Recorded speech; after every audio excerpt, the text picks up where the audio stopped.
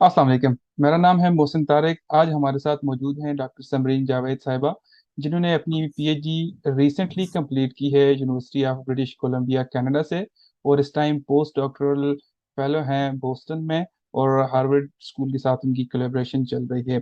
मैं आज के सेशन में उनको वेलकम करता हूँ। अस्सलाम वालेकुम डॉक्टर साहिबा। अस्सलाम वालेकुम। वालेकुम सलाम। Thank you very much doctor साहब, आपने टाइम निकाला। डॉक्टर साहब, बहुत से लोग, मैं खुद कैलगरी में हूँ, यूनिवर्सिटी ऑफ कैलगरी में। पाकिस्तानी इंडियंस काफ़ी ज़्यादा आ रहे हैं। अक्सर स्टूडेंट्स जो हैं वो मास्टर्स के होते नज़र आते हैं मुझे, और सारे के सारे स्टूडेंट्स जो हैं वो कोर्स बेस्ड मास्टर्स करते हैं और बड़ी हैवी अमाउंट ऑफ फी पे करके आते हैं कनाडा में।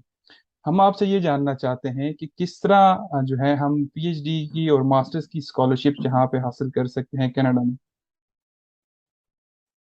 मोहसिन भाई, first of all thank you for having me. Okay. Canada में मास्टर पीएचडी के लिए स्कॉलरशिप जो है वो ज्यादातर रिसर्च बेस्ड मास्टर्स या रिसर्च बेस्ड पीएचडी प्रोग्राम में मिलती है।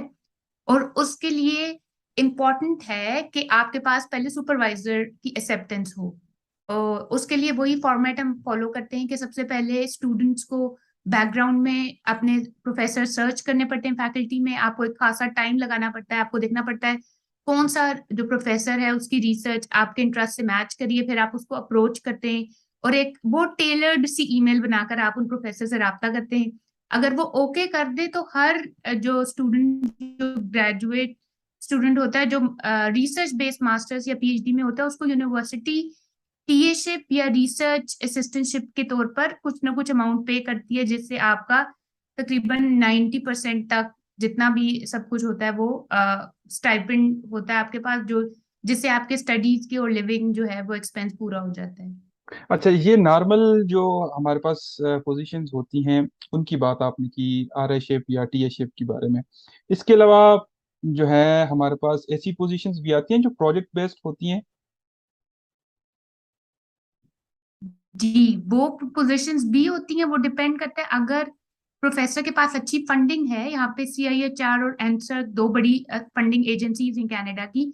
अगर प्रोफेसर के पास फंडिंग है तो वो उसी प्रोजेक्ट बेस पे आपको रखेंगे और वो प्रोफेसर आपको पे करेंगे, जो जिसको हम कहते हैं कि वो स्टूडेंट रिसर्च असिस्टेंटशिप आरए तो के तौर पे काम कर रहे हैं, क्योंकि वो प्रोफेसर उसको फंड कर रहे हैं। लेकिन अगर प्रोफेसर के पास फंडिंग नहीं है, प्रोजेक्ट नहीं है अभी उनके पास जो फंड हुआ हो, तो फिर आपको यूनिवर्सिटी टीचिंग असिस्टेंटशिप के तौर पे रखती है और फिर आप काम वही कर रहे होते हैं। लेकिन डिपेंडिंग ऑन कि आपके प्रोफेसर की फंडिंग कितनी है, वो कौन हम्म। सी स्टेज में, उनका प्रोजेक्ट कितना जो है वो मॉनेटरीली वाइज जो है वो वैल्यू रखता है, तो आपको ये दोनों पोजीशन में से कोई एक पोजीशन मिलती है। सही। डॉक्टर साहब भाई, ये भी हम जानना चाहेंगे कि आइलेट्स, बहुत से लोग पूछ रहे होते हैं कि ज़रूरी है कि नहीं है, कि आइल्स हमने करना चाहिए या नहीं करना चाहिए। उसके वाले से आप क्या कहती हैं कि आइल्स जो है वो बड़ी है कि हमारे लिए दर्द-सर बना हुआ है? पाकिस्तानी जो हमारे कोलीग्स होते हैं वो नहीं करना चाहते, उस बारे में आप क्या कहना चाहेंगे? कनाडा में in most of the positions के लिए आपको आइल्स जो है वो रिक्वायर्ड होगा, क्योंकि हम्म। यूनिवर्सिटी रिक्वायरमेंट है। अगर आपको सुपरवाइजर ओके कर देते हैं आपके रिसर्च इंटरेस्ट और आपकी सीवी की बेस पे, फिर भी यूनिवर्सिटी की रिक्वायरमेंट है कि जो है वो आइल्स चाहिए होता है। कुछ यूनिवर्सिटीज आपको आइल्स एग्जेम्प्ट कर सकती हैं, लेकिन उसके लिए हमें केयरफुल होना पड़ता है, क्योंकि कुछ इंसिडेंट्स ऐसे भी हुए थे कि जब कुछ यूनिवर्सिटीज ने पाकिस्तानी स्टूडेंट्स के लिए IELTS एग्जाम्प्ट किया था and they didn't have a good experience with two students in their hmm. Thesis. Eventually okay. जो मतलब वो IELTS एग्जाम्प्ट कर सकते हैं, लेकिन कुछ केसेस में, और बिल्कुल एक स्मॉल नंबर ऑफ यूनिवर्सिटीज है जो IELTS एग्जाम्प्ट करता है, लेकिन in majority of the cases IELTS जो है वो रिक्वायर्ड होगा। सही। तो अब हमने ढूंढना प्रोफेसर है, तो प्रोफेसर हम किस तरह ढूंढ सकते हैं? उसके लिए क्या क्राइटेरिया हम यूज करें? और ईमेल, जिस तरह आपने कहा, बड़ी एक टेलर्ड सी ईमेल होनी चाहिए। उसमें हम कौन सी ऐसी बातें लिखें जिसकी वजह से प्रोफेसर को वो ईमेल अच्छी लगे, और फिर हम नेक्स्ट स्टेप या इंटरव्यू हमसे लेना है उस स्टेज पे हम पहुंचे? Very good question. प्रोफेसर जो है, जैसे आप पहले सर्च कर लेंगे यूनिवर्सिटीज इन कनाडा, उसके थ्रू आपको यूनिवर्सिटीज के नाम आ जाएंगे, उसमें आप फिर वन बाय वन जाएं। आप यूनिवर्सिटी की वेबसाइट ओपन करेंगे तो फैकल्टीज में जाएंगे और उन फैकल्टी में देखें कि कौन सा जो प्रोफेसर है वो किस चीज के ऊपर काम कर रहा है। मैं आपको इम्पोर्टेंट बात यह है कि जैसे यूनिवर्सिटी ऑफ ब्रिटिश कोलंबिया, जहां से मैंने पीएचडी किया, उसमें 7 और 8 तकरीबन ऐसी फैकल्टीज हैं।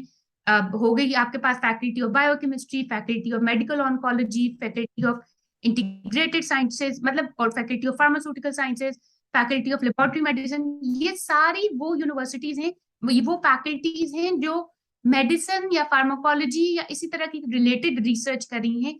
तो एक यूनिवर्सिटी में आपको बहुत सी ऐसी फैकल्टीज मिलेंगी जिसके अंदर बहुत से जो प्रोफेसर हैं वो रिलेटेड आपके काम से काम कर रहे होंगे, और फिर आपने उनको अप्रोच करना होगा। और अप्रोच भी आप ऐसे करते हैं कि एक मुख्तसर सा तारुफ अपना, और फिर प्रोफेसर के रिसर्च में इंटरेस्ट शो करने का तरीका यही होता है कि आप उनके रिसर्च पेपर पढ़ते हैं।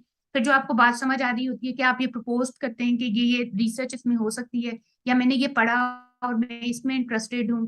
कॉपी सही। पेस्ट ईमेल नहीं हो, सिर्फ के मुताबिक ईमेल हो।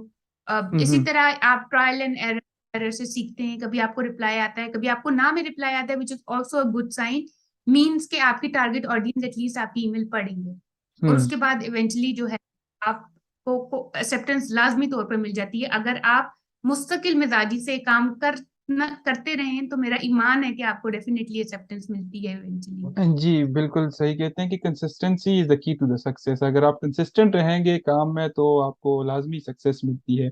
अक्सर स्टूडेंट्स जो हैं वो दिल हार जाते हैं, और उसमें कुछ मैंने खुद भी देखा है काफ़ी सारी चीज़ें ऐसे कि वो अप्लाई कर रहे होते हैं हम लोग जब भी, तो हमसे कुछ ऐसी मिस्टेक्स हो रही होती हैं जो हमें नज़र नहीं आती। लेकिन जो एवेलुएशन कमेटी होती है वो उसको नजर आ रही होती है, और हम ये समझ रहे होते हैं बाज़ औक़ात कि शायद जो है हमारा काम नहीं हो रहा, या हम तो अपनी तरफ से ठीक अप्लाई करते हैं, तो उसकी वजह से शायद हम लर्निंग का प्रोसेस हमारा स्टॉप हो होता है।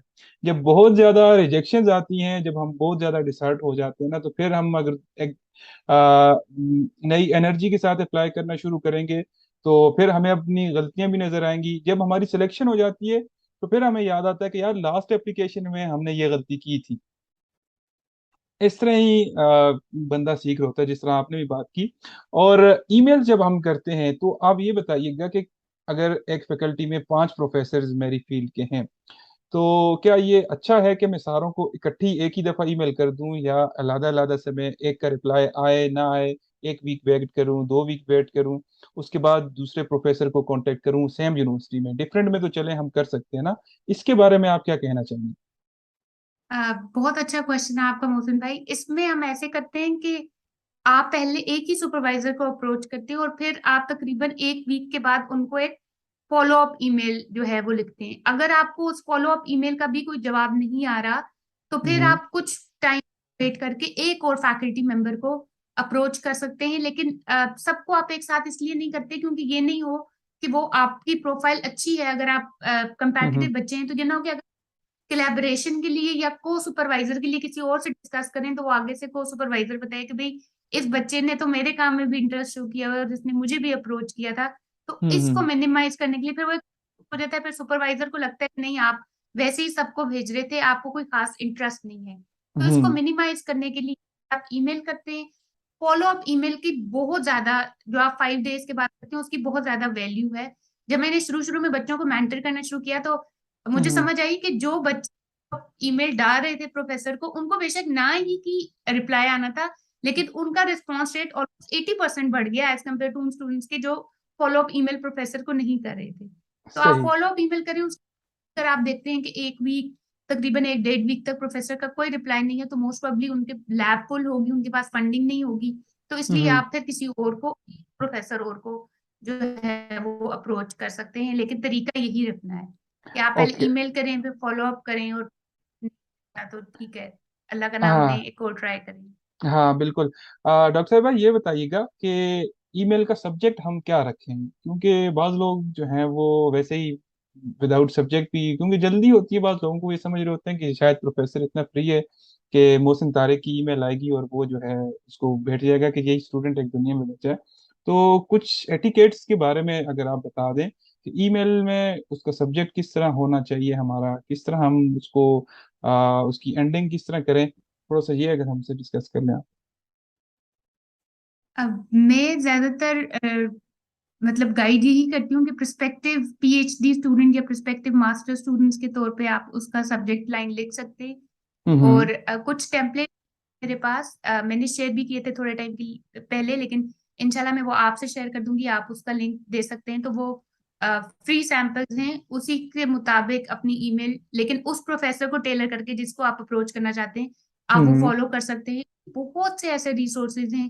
ट्विटर पे एक रिसोर्स है ग्रेजुएट स्कूल कंसल्टेंसी के नाम से, वो बच्ची जो है वो इंडिया से है, लेकिन माशाल्लाह उसके रिसोर्सेज, उसकी वर्डिंग, उसने हम्म जितने एक्सप्लेन किया, इट इज अमेजिंग।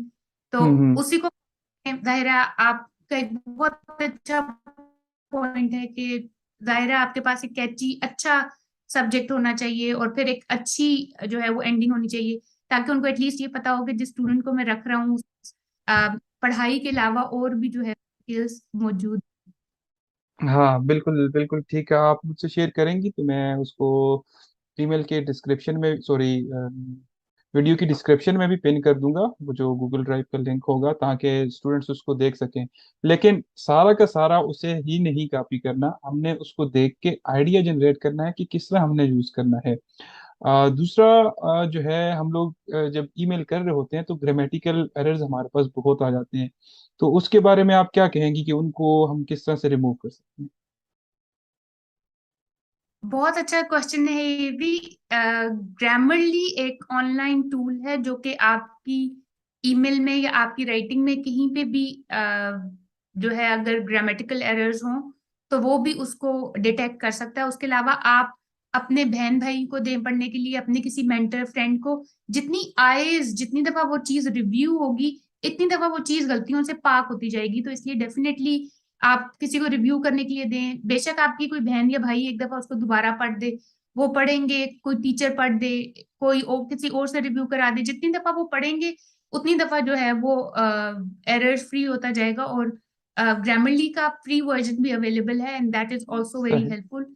तो आप उसको भी यूज कर सकते हैं अपनी टेक्स्ट को जो है वो गलतियों से साफ करने के लिए। ग्रामरली मुझे पहले इतना ज्यादा आइडिया नहीं था, अभी मैंने पोस्ट डॉक यहाँ पर शुरू किया है तो हमारी जो डिपार्टमेंट है वो स्टूडेंट वर्जन देता है, मतलब उन्होंने परचेज किया हुआ स्टूडेंट्स के लिए ग्रामरली। तो वो हम्म बड़े प्राउडली कहते हैं कि आप हमारे इंस्टीट्यूट नाम यूज करके और अपना हम्म इंस्टीट्यूट वाला ईमेल आईडी यूज करके आप ग्रामरली यूज कर सकते हैं। तो मैंने उससे ये अंदाजा लगाया कि ये नेटिव्स हैं, हम्म इंग्लिश इनकी फर्स्ट लैंग्वेज है, फिर भी they are ashamed of this. तो this is like a very good point, learning point, जो भी मैंने बिल्कुल रिसेंटली जो है वो सीखा हाँ है। हाँ, बिल्कुल, ये बिल्कुल सारे यूज कर रहे होते हैं। डॉक्टर साहब, एक्सेप्टेंस मिल गई, हमने ऑनलाइन अप्लाई कर दिया। चलते हैं थोड़ा सा वीज़ा प्रोसेसिंग के हवाले से, हमें ये गाइड कर दें कि वीज़ा किस तरह प्रोसेस करना होगा, मतलब उसके लिए हमें डॉक्यूमेंटेशंस क्या चाहिए होंगी। एक तो आता है STS प्रोग्राम और एक आता है नॉन STS प्रोग्राम। तो दोनों में से अगर किसी को स्कॉलरशिप मिल जाती है तो वो कौन से प्रोग्राम को फॉलो करे? Good question. पाकिस्तान के स्टूडेंट्स का फिलहाल थोड़ा इशू ये आ रहा है कि हमारा जो वीजा एक्सेप्टेंस रेशियो है वो बहुत ज्यादा कम है। और चाहे आप एसडीएस की बात करें चाहे नॉन एसडीएस, जो मेजर उसमें फर्क आ रहा है, जो मेजर उनको ऑब्जेक्शन है वो है कि हम कनेक्शन टू द लैंड नहीं शो करें। अच्छा, कि हम उनको ये कन्विंस नहीं कर पा रहे कि ये सब सीखने के बाद, यहाँ से सारा कुछ हासिल करने के बाद हम अपने मुल्क वापस आएंगे। तो वो कनेक्शन ऑफ लैंड की वजह से जो है वो काफी ज्यादा रिसेंटली मैंने स्टूडेंट्स को देखा है, वो कोर्स बेस्ड मास्टर्स में भी और रिसर्च बेस्ड मास्टर्स में भी दोनों तरीके की वीजा रिजेक्शन है। और सबसे बड़ी वो जो ऑब्जेक्शन लगाते हैं वो यही है। कनेक्शन टू लैंड में आप किसी भी तरीके का कनेक्शन शो कर सकते हैं, बहुत सी वीडियोस भी इसके ऊपर अवेलेबल हैं। अगर आप भी मोहसिन भाई इस टॉपिक को कवर हम्म करना चाहें तो ज्यादा इम्पोर्टेंट टॉपिक है अपनी किसी भी वीडियोस में। उसके लिए आपको या अपनी जॉब से जो है वो थोड़ी छुट्टी दिखानी पड़ती है, कोई ना कोई ऐसे स्टेप्स करने हम्म पड़ते हैं जिससे आप कन्विंस कर सकें कि we will definitely come back to Pakistan, ताकि उनको समझ आए कि ये एक इंटेलिजेंट बच्चा है, ये यहाँ से स्किल्स सीख कर जो है वो वापस अपने कंट्री में जाकर अप्लाई करेगा। अगर आप इस एक चीज को मजबूती से पकड़ लें तो आपके वीजा जो एक्सेप्टेंस के चांसेस हैं वो तकरीबन 50 से इंक्रीज होकर 80-90% हो जाते हैं। उसके अलावा फाइनेंशियल स्टेटमेंट्स आपको तब लगानी पड़ती हैं जब आप कोर्स बेस्ड मास्टर्स में, जब आप हम्म स्कॉलरशिप पे हैं तो आपको कोई स्टेटमेंट लगाने की जरूरत नहीं है। और उसके बाद आप अपना सही। लिखते हैं, और उसके बाद ज्यादा जो डॉक्यूमेंट्स हैं आपको एजुकेशन वाइज भी डॉक्यूमेंट वीजा में नहीं लगाना पड़ता, सिर्फ जो हम्म यूनिवर्सिटी एक्सेप्टेंस लेटर है वो शो करना पड़ता है उनको। ओके, और कनाडा के लिए HEC मूफा वगैरह से डॉक्यूमेंट्स टेस्टेशन की जरूरत होगी? नहीं। कनाडा नहीं मांगता? यूनिवर्सिटी, जब मैंने मास्टर्स जिस यूनिवर्सिटी से किया था, उन्होंने हम्म। मुझसे HEC अटेस्टेड मांगे थे। लेकिन जब हम्म। मैंने PhD जिस यूनिवर्सिटी, उसने मुझसे यूनिवर्सिटी अटेस्टेड डॉक्यूमेंट मांगा था। तो ये सही। यूनिवर्सिटी टू यूनिवर्सिटी होता है। अच्छा, मतलब वीजा के लिए हमें डॉक्यूमेंट की अटेस्टेशन की जरूरत नहीं है। हमें यूनिवर्सिटी को अप्रोच करना पड़ेगा कि वो हमें बताए कि आपको यूनिवर्सिटी वेरीफाइड चाहिए या HEC वेरीफाइड चाहिए। जी, जब आप अपना एडमिशन अप्लाई करते हैं, यस, तब। और सही। यूनिवर्सिटी ने अपनी वेबसाइट पे वो कुछ किधर से वेरीफाइड डॉक्यूमेंट चाहिए होता है। ठीक हो गया। Thank you very much doctor साहबा आपके इस टाइम के लिए। इंशाल्लाह हम फिर से एक सेशन अरेंज करेंगे आपके साथ, अगर पॉसिबल हुआ तो। जो आपने बात कही कि कनेक्शन टू द लैंड के ऊपर थोड़ा सा एक कम्प्रिहेंसिव सा, ताकि ये बड़ा एक इम्पोर्टेंट पॉइंट होता है। अक्सर वीज़ा रिजेक्शन इसी वजह से आती हैं। और बाज़ लोग तो बीच में लिखते हैं ना कि वो तो हम कहते हैं कि जी हम बड़े गरीब घरानों से हमारा ताल्लुक है, या हम बैकवर्ड एरिया से आ रहे होते हैं। ये चीज़ें हम अपने एप्लीकेशन में या कवर लेटर में लिख रहे होते हैं, जो कि जो रिव्यूअर होता है, जो उसको देखने वाला होता है, उसको अच्छी नहीं गुजरती उसके ऊपर। तो ऐसी चीज़ों से हम गुरेज करने के लिए हम एक सेशन और कोशिश करेंगे, अरेंज करेंगे, ताकि हम इस चीज़ को बेहतर तरीके से आप लोगों को समझा सकें कि किस तरह जो है हम इस बात का जो कनेक्शन हमने लैंड से बनाना है, वो एक स्ट्रॉन्ग कनेक्शन हमारा बनेगा। तो इंशाल्लाह एक और सेशन अरेंज करेंगे। थैंक यू वेरी मच आपका आपका टाइम देने के लिए। इंशाल्लाह मिलते हैं अगली वीडियो में। अगर आपको ये वीडियो पसंद आई हो तो इसको लाजमी शेयर कीजिएगा उन लोगों के साथ जो कनाडा आना चाहते हैं, या जो है प्रोफेसर्स को खास तौर पे किस तरह हम कनेक्ट कर सकते हैं उनके साथ, उनको किस तरह ईमेल कर सकते हैं। मिलते हैं अगली वीडियो में। अल्लाह हाफिज, अस्सलाम वालेकुम।